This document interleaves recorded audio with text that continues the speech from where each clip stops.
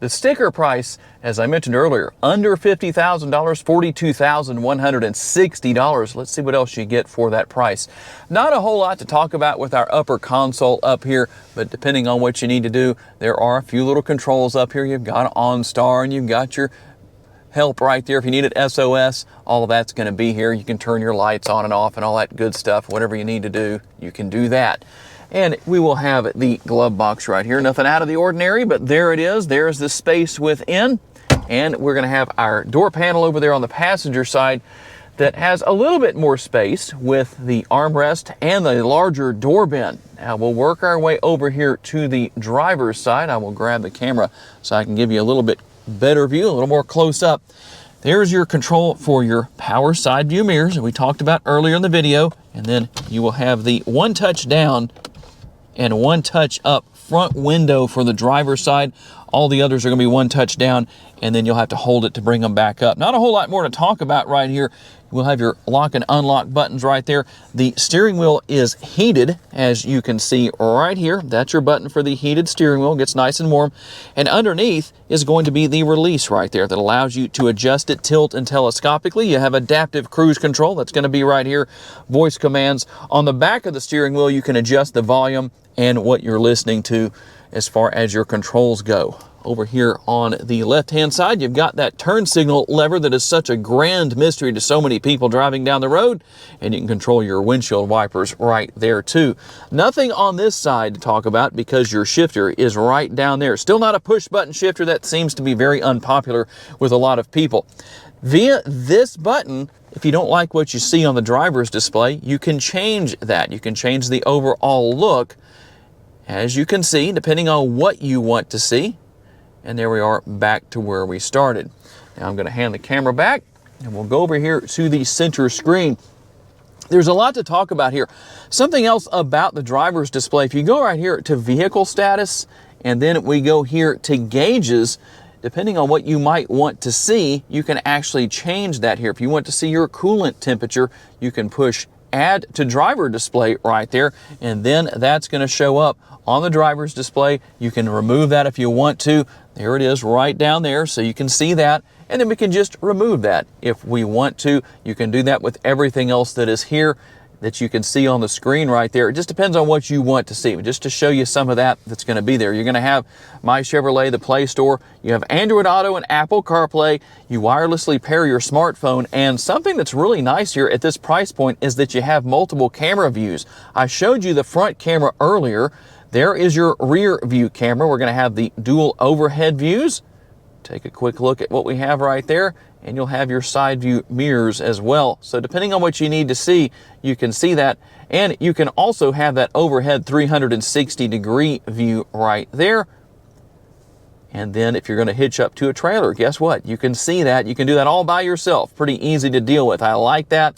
Something that is just a nice convenience. Now, we'll go here into settings, and you can see what all we have. I'm not going to go through everything, but just to show you a few of the things that are here.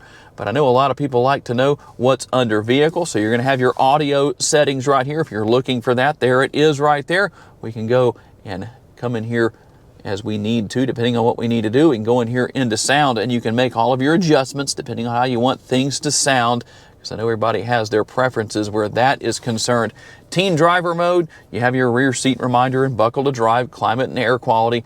A big one right here, your safety features, your collision and detection systems. You've got your forward collision avoidance. You're going to have front pedestrian braking, adaptive cruise go notifier, lane change alert, park assist. Got your park assist tow bar, rear cross traffic braking, and your rear pedestrian alert. And you can go in and make a few changes here depending on what you want to do on and off right there, or we can come in here and you have your safety alert seat that's going to let you know what's going on around you with the vibrations in the seat and braking, or you can go to alert only if you want to, depending on what your situation is and what you like. You can turn that off if you want to as well.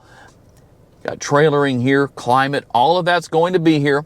We can come in here to more controls because there are some things you need to know about that are here. So you're going to have your power window lockout right there. You can go into your cameras right there if you need to. You can see what else we have. Traction control is there. Your auto high beams where you can turn that on and off. Your park assist.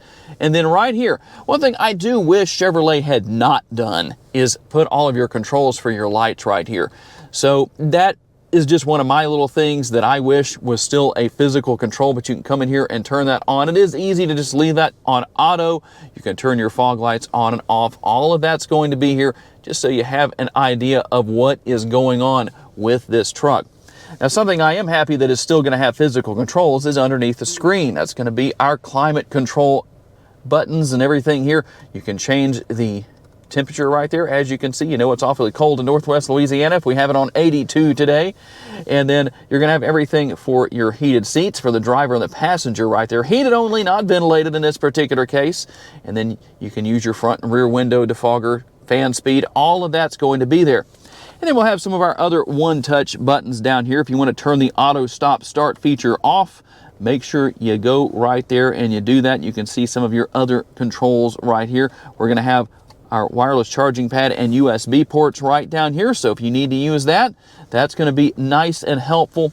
And coming right here to the shifter, now you're going to have park, reverse, neutral, drive, and low. So if you're wondering about what exactly does that mean when you're in low right there, we're going to go all the way to L. And what that does is you are going to stay in low gear for low traction situations, but it's still going to give you all of the horsepower and torque from the engine. Now I'm going to get up here and we're going to put that back into park. There's your power parking brake. And then as we move our way back, a couple of cup holders right here. And then the center console, you can use that lid as an armrest if you wish to, or you can open that up and gain access to the space within. Now that's not all the space you have. That's a removable tray. And there's actually quite a bit of room down here. And guess what? You do have a 12-volt power outlet right here. That's something that not all GM trucks have in this day and age. I'm glad to see that that's here. We need to bring that back in other trucks, Chevrolet and GMC.